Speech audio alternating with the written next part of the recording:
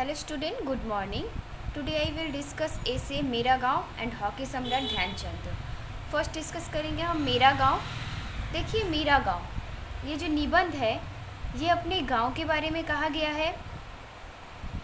जैसे मेरा गांव एक ऐसा स्थान है जहां मैं अपनी छुट्टियों में या जब भी मुझे थकान महसूस होती है और आराम करना चाहता हूँ तो चला जाता हूँ।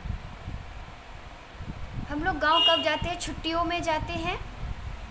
तो यहाँ पे बोल रहे हैं कि मेरा गांव एक ऐसे स्थान पर है और वहाँ मैं अपनी छुट्टी में या जब मुझे थकान महसूस होती है तो मैं आराम करने चला जाता हूँ। गांव एक ऐसी जगह है जो शहर के प्रदूषण और शोर से बहुत दूर है। गांव में हमारे देखिएगा प्रदूषण उतनी नहीं है, लेकिन हमारे शहर में बहुत प्रदूषण है, बहुत शोर होती है। इसके अलावा आप गांव में मिट्टी के साथ संबंध महसूस करते हैं। गांव में पेड़ पौधों, फसलों की एक किस्म, फूलों की विविधता और नदियाँ आदि है। गांव खाद्य और कृषि उपज के मुख्य स्रोत है जिनका हम उपभोग करते हैं। मेरा गांव एक ऐसे स्थान पर है जहां मैं अपनी छुट्टियों में या जब भी मुझे थकान महसूस होती तो और आराम करने चाहता हूँ तो चला जाता हूँ। गांव एक ऐसी जगह है जो शहर के प्रदूषण और शोर से बहुत दूर है। इसके अलावा आप गांव में मिट्टी के साथ संबंध महसूस करते हैं। गांव में पेड़ पौधों, फसलों की किस्म, फूलों की विविधता और नदियाँ आदि है। गांव खाद्य और कृषि उपज के मुख्य स्रोत है जिनका हम उपभोग करते हैं। आज़ादी के बाद गांव में आबादी के साथ साथ शिक्षा के क्षेत्र में भी काफ़ी वृद्धि हुई है। ठीक है, गांव में आज़ादी के बाद आबादी के साथ शिक्षा का भी क्षेत्र जो है वो भी विकसित हुआ है। गांव के लोग अपने काम के प्रति अधिक समर्पित होते हैं। गांव के लोग एक दूसरे के सुख दुख में शामिल होते हैं।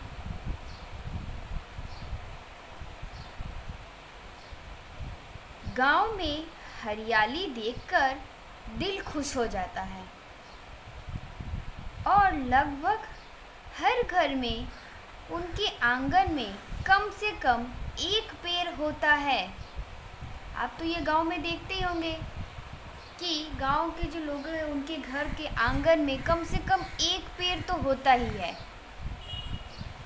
पहले गांव में कच्चे घर बने होते थे, लेकिन अब ये दृश्य बदल गया है। पहले जब हम गांव जाते थे तो गांव पे हम क्या देखते थे? कच्चे घर रहते थे, लेकिन अब यह दृश्य बदल गया है। अब गांव में भी लगभग सभी घर पक्की ईंटों से बने हुए हैं। आप देखे ही होंगे अपने गांव में कि जब पहले हम गांव में देखते थे तो कच्चे कच्चे घर रहते थे, अब पक्की ईंटों की जो घर बन गई हैं। अब गांव में भी गांव के लोग शहर के लोगों की तुलना में अधिक मित्रवत होते हैं। मेरे गांव के बारे में मुझे जो बात सबसे ज़्यादा पसंद है वो है ताज़ी और घूमती हवा। गांव की हवा ताजगी का एहसास देती है। सबसे महत्वपूर्ण बात, रात में मैं उन सितारों को देखता हूँ और उनकी गिनती करता है और आनंद लेता हूँ। जो शहर में नहीं कर सकता। गांव में देखिएगा, सबसे महत्वपूर्ण बात, आप बाहर सोते होंगे या छत पे सोते होंगे तो वहाँ पर रात में जो सितारे देखते हैं उनकी गिनती करते हैं और आनंद लेते हैं। जो शहर में ऐसा नहीं होता, शहर में तो सभी घर में अंदर सोते हैं, तो कहाँ से सितारे देखेंगे।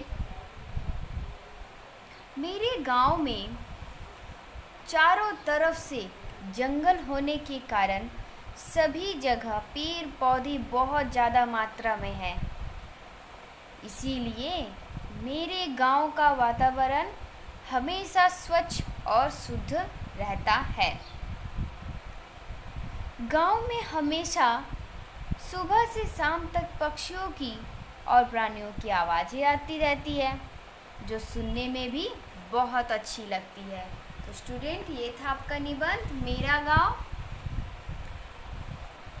मैं फिर से इसे एक बार रीड कर देती हूँ।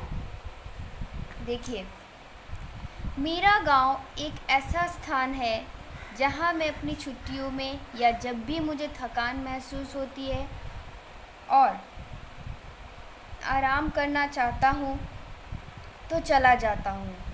गांव एक ऐसी जगह है जो शहर के प्रदूषण और शोर से बहुत दूर है। इसके अलावा आप गांव में मिट्टी के साथ संबंध महसूस करते हैं। गांव में पेड़ पौधों, फसलों की एक किस्म, फूलों की विविधता और नदियाँ आदि है। गांव खाद्य और कृषि उपज के मुख्य स्रोत हैं जिनका हम उपभोग करते हैं। आज़ादी के बाद गांव में आबादी के साथ साथ शिक्षा के क्षेत्र में भी काफ़ी वृद्धि हुई है। गांव के लोग अपने काम के प्रति अधिक समर्पित होते हैं। गांव के लोग एक दूसरे के सुख दुख में शामिल होते हैं। गांव में हरियाली देखकर दिल खुश हो जाता है और लगभग हर घर में उनके आंगन में कम से कम एक पेड़ होता है।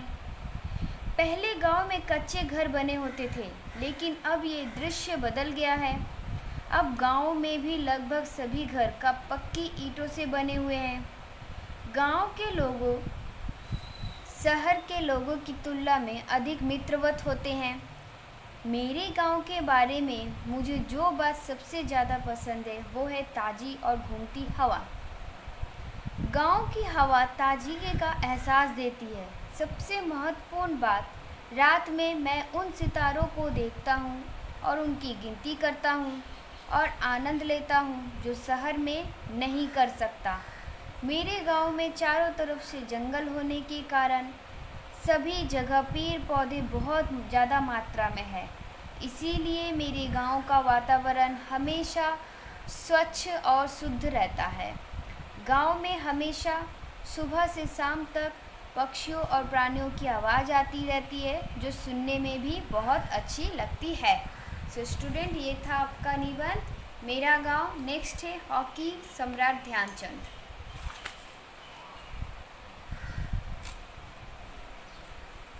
ये देखिए, हॉकी सम्राट ध्यानचंद के बारे में यहाँ पे बोला गया है कि ये कौन है। देखिए, हॉकी सम्राट ध्यानचंद का जन्म 29 अगस्त 1905 को हुई थी। हॉकी सम्राट ध्यानचंद का जन्म 29 अगस्त 1905 को हुई थी। उनकी जन्म तिथि को भारत में राष्ट्रीय खेल दिवस के रूप में मनाया जाता है। उनका जो जन्म तिथि है 29 अगस्त, ये हमें इस जन्म तिथि को भारत में राष्ट्रीय खेल दिवस के रूप में मनाया जाता है।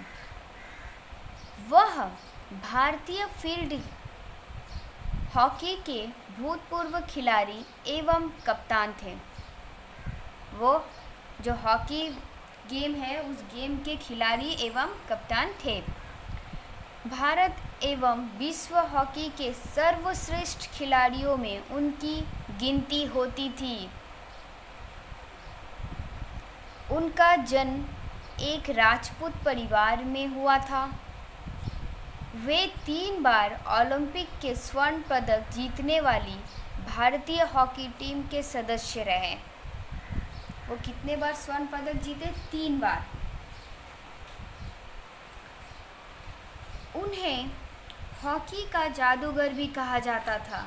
जो हॉकी सम्राट ध्यानचंद थे उन्हें हॉकी का जादूगर भी कहा जाता था। उन्होंने अपने खेल जीवन में 1000 से अधिक गोल दागे। कितने? 1000 से अधिक, 1000। जब वो मैदान में खेलने को उतरते थे तो गेंद मानो उनकी हॉकी स्टिक से चिपक सी जाती थी।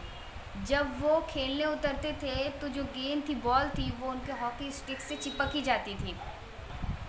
उन्हें 1956 में भारत के प्रतिष्ठित नागरिक सम्मान पद्म भूषण से सम्मानित किया गया था।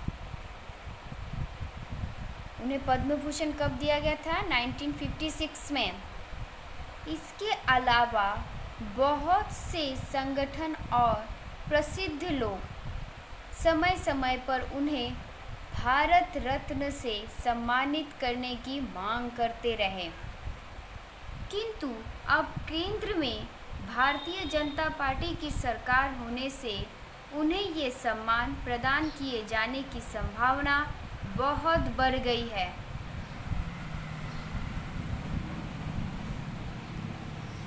ध्यानचंद काफ़ी तेज व फुर्तीले थे। जो हॉकी सम्राट ध्यानचंद थे वो काफ़ी तेज और फुर्तीले थे। उनके पिता का नाम सोमेश्वर दत्त सिंह था। उनके पिता क्या नाम था? सोमेश्वर दत्त सिंह। उन्होंने अपनी प्रारंभिक पढ़ाई झांसी में हुई। उनका बचपन का नाम ध्यान सिंह था।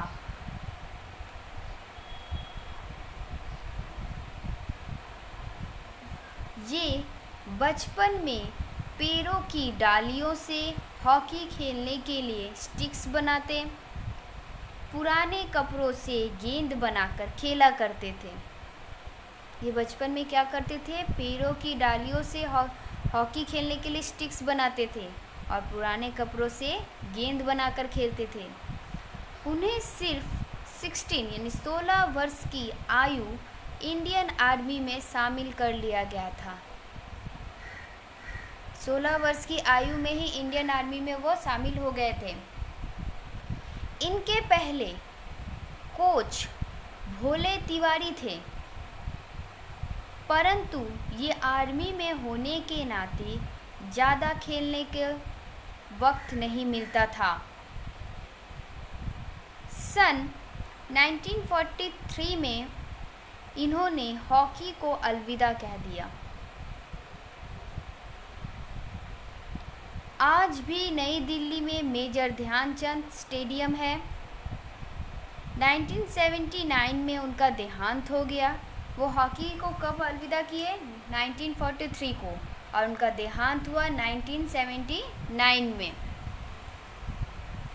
झांसी में जहाँ पर ये शुरुआत में हॉकी खेला करते थे वहीं ध्यानचंद का अंतिम संस्कार किया गया। सो स्टूडेंट, ये था आपका निबंध हॉकी सम्राट ध्यानचंद और मेरा गांव। इन दोनों निबंधों को आप अच्छे से रीड करके अपने स्कूल कॉपी में लिखेंगे। I hope you like this class. Thank you.